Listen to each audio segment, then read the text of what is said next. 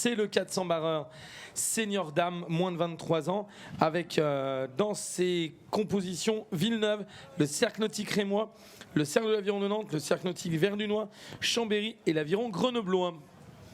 Et des très bons clients au centre, évidemment le CA Nantes et Verdun, le bateau verdunois qui peut faire figure en partie d'épouvantail dans cette catégorie.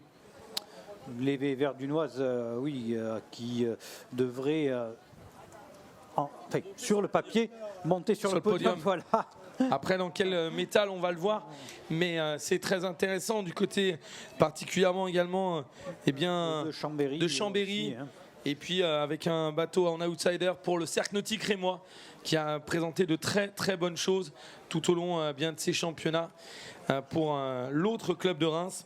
Et puis les grands classiques, l'Aviron de Villeneuve qu'on voit dans la dynamique du 8 d'habitude sur les sprints là, qui dans une partie d'équipage est présent en 4. Et puis l'Aviron Grenoblois, un grand classique, le club du Dauphiné là qui évidemment.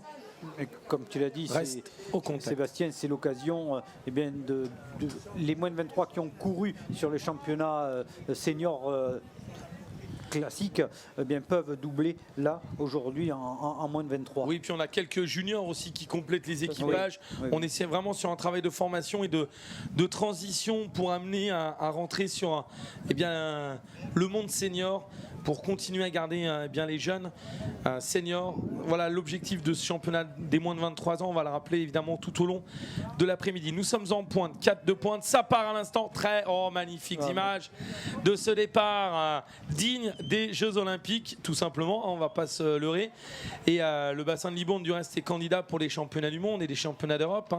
Donc vous avez là toute la qualité des installations de départ et du suivi technique. Avec un très bon départ, messieurs. Couloir 3. Le Cercle de l'Aviron de Nantes qui a jailli littéralement de ce quatuor pour Lanzarote, Sellery, Bertrand, Duval, Dachary qui cherchent à prendre tout de suite la main, et la réplique, elle ne se fait pas attendre. C'est la citadelle meusienne qui est en train de battre leur appel. C'est Verdun qui est parti en chasse. Oui, tout à fait. Alors en fait, le départ plus les 10 coups suivants, en fait, d'un point de vue physiologique, ils sont gratuits, si je puis dire. C'est-à-dire, si on n'utilise pas cette énergie, elle est perdue. Donc autant partir le plus vite possible, donner le maximum, et ensuite prendre le train. Et c'est ce qu'ont réussi à réaliser les rameurs du Salon. Bien sûr, il n'y a pas que la physiologie, il y a aussi la capacité à déplacer cette coque. Deux bateaux là qui sont en train de revenir, Verdun, et il ne faudra pas oublier Villeneuve. Villeneuve couloir 1 là, qui fait un très bon début de parcours. Et également à l'extérieur, Grenoble qui a cherché à prendre la main sur Chambéry, et le Cercle Nautique Rémois parti un tout petit peu plus lentement. Le retour de la patrouille villeneuvoise là pour les verts et blancs qui restent au contact de ce bateau leader qui est non pas le numéro 2 mais le numéro 3 du Cercle de l'Aviron de Nantes là, qui est vraiment parti très très fort, et seul Verdun tient le rythme pour l'instant. Messieurs, nous sommes au premier 500. Oui, après 500 mètres de course, toujours la première position pour le CA Nantes, deuxième position pour Verdun. Voilà pour la tête, les deux embarcations qui sont bien détachées. Villeneuve qui était en troisième position. Là, on a justement les leaders au centre qu'on avait à l'image, voilà, que l'on retrouve ici au couloir 3. Villeneuve pour la troisième position qui est inquiété par Grenoble au couloir 6. Cinquième position pour le Cercle Nautique Rémois et sixième position pour Chambéry. Mais pour la tête de course, vraiment le CA Nantes qui fait un très très beau travail, et avec Verdun en embuscade. Et oui, là on le voit à l'image, cet équipage du CA Nantes en tête et son poursuivant direct, l'équipage de Verdun. Voilà donc pour le duel au sommet dans cette finale du 400 barreur senior femme moins de 23 ans. Avec le passage aux 1250 mètres là juste devant nos yeux. Donc ce qui est bien aussi, c'est de là de pouvoir voir tous les points de passage sur ce bassin. Oui, il reste donc 1250 mètres, on a parcouru donc 750 mètres, on est au milieu de ce deuxième 500, et avec clairement un bateau nantais qui caracole en tête, deuxième pour Verdun, et troisième c'est la bataille aux extérieurs entre Grenoble, couloir 6, donc à votre droite, et à gauche l'Aviron de Villeneuve. Oui, on peut voir toujours voilà, des écarts qui sont maintenant figés avec Verdun le Cernan toujours en tête devant Verdun. Et là, ça fait maintenant 500 mètres que les écarts ne bougent pratiquement plus. Très très belles images du bateau grenoblois avec derrière le bateau de Chambéry. Donc Grenoble, voilà, les Grenobloises avec leur combinaison noire, blanche, levée, bleu et noir. Oui, du côté du Dauphiné, le Dauphiné tout simplement parce que c'était les terres qui ont donné au Dauphin, c'est-à-dire le fils héritier du roi de France, pour qu'il s'entraîne à être un bon gestionnaire et un bon futur roi autour bien de Grenoble. C'est pour ça qu'on appelle cette région le Dauphiné. Mais en tout cas, les Nantaises qui n'ont pas décidé d'aller cueillir le muguet, mais bien au contraire d'aller construire navalement leur victoire, tels les châtiers navals de l'Atlantique, alors que la citadelle verdunoise obtient la deuxième place et toujours troisième là pour l'instant.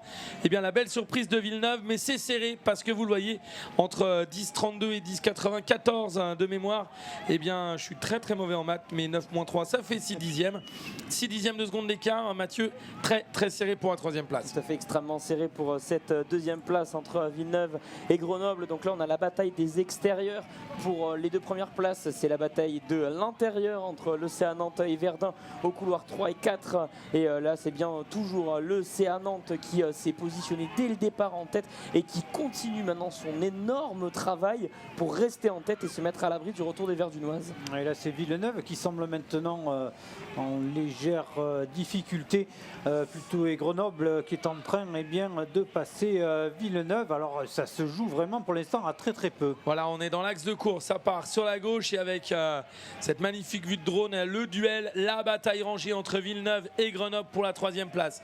Deuxième, Verdun, la première, c'est pour Grenoble. On va rentrer dans le dernier 500 et ce troisième 500, le juge de paix classique, pour l'instant, pour la troisième place, n'a pas vraiment livré son verdict. Ouais, là, on s'est fait avoir par les perspectives et en fait, c'est toujours Villeneuve pour la troisième position et en fait qui est bien de plus en plus menaçant c'est bizarre les écarts qui semblent s'être réduits entre Villeneuve et Verdun.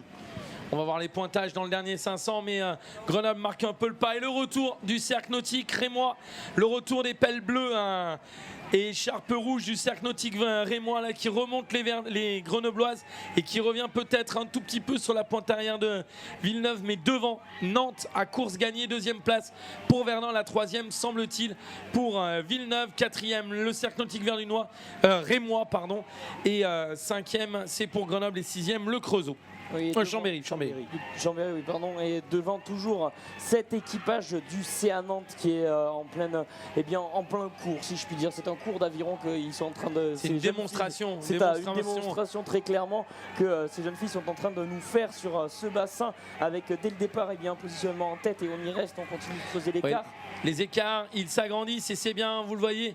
Maintenant, le CNR, le cercle nautique rémois qui occupe la quatrième place, mais qui ne reviendra pas sur l'aviron de Villeneuve. Voilà l'entrée dans les 250 derniers mètres, Mathieu, et la cavalcade nantaise. Et oui, la lancée des Nantaises qui va peut-être se confirmer, tant qu'on n'a pas franchi l'arrivée, on ne peut pas le dire, mais devant, c'est clair, c'est net, c'est le CA Nantes qui est maintenant bien installé en tête avec à sa poursuite directe les Verdunoises, mais derrière le gros retour du CN Reims, peut-être pour la troisième place sur les Villeneuvoises. On va attendre ça avec beaucoup d'attention. Est-ce que Villeneuve va pouvoir résister au CN Reims et au retour aussi de l'extérieur de l'aviron grenoblois, donc deux bateaux pour le menacer, mais devant c'est bien le CA Nantes. Et le CA Nantes qui maîtrise cette fin de parcours, les Verdunoises également.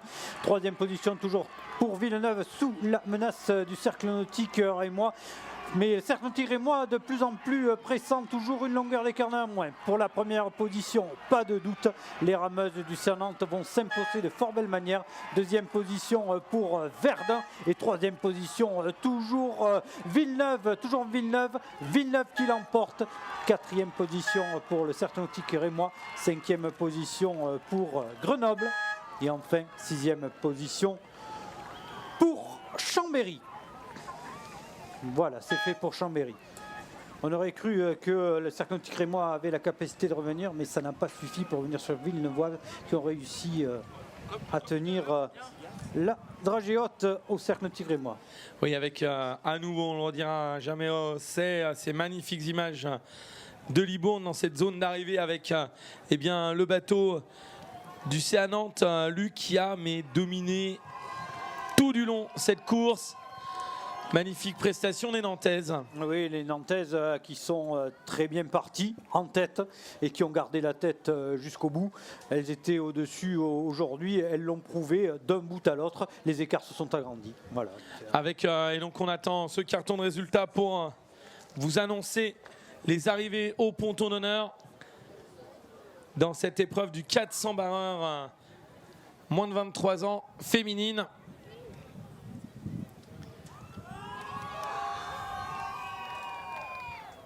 Alors la délégation nantaise a fait le déplacement pour bien féliciter son quatuor.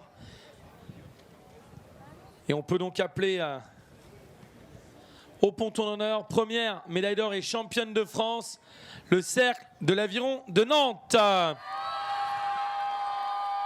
Deuxième et médaille d'argent, le cercle nautique Verdunois. Troisième et médaille de bronze, l'aviron de Villeneuve. Voilà, on vous attend, mesdemoiselles, au ponton d'honneur. On retrouvait en quatrième place le cercle nautique rémois, cinquième l'aviron grenoblois et sixième le club nautique de Chambéry-le-Bourget-du-Lac.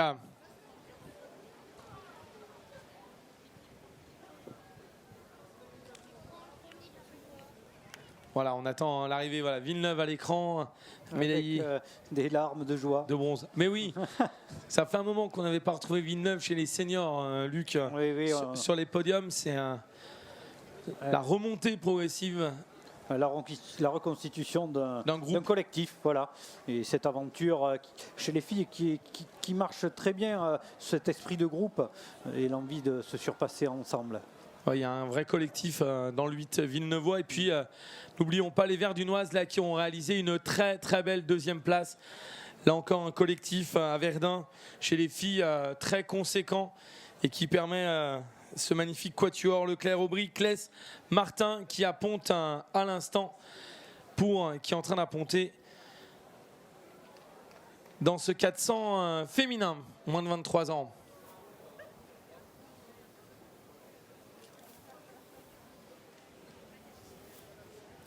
On va retrouver ensuite l'aviron de Villeneuve qui va débarquer et le cercle de l'aviron de Nantes. Avec des visages assez marqués sur ce ponton. La chaleur a fait son effet là, sur ce début d'après-midi. Voilà le carton résultat, Sébastien. Officiel, donc la victoire du CA Nantes, deuxième place pour Verdun, troisième Villeneuve. Dans un écart finalement assez réduit entre le CA Nantes et Verdun.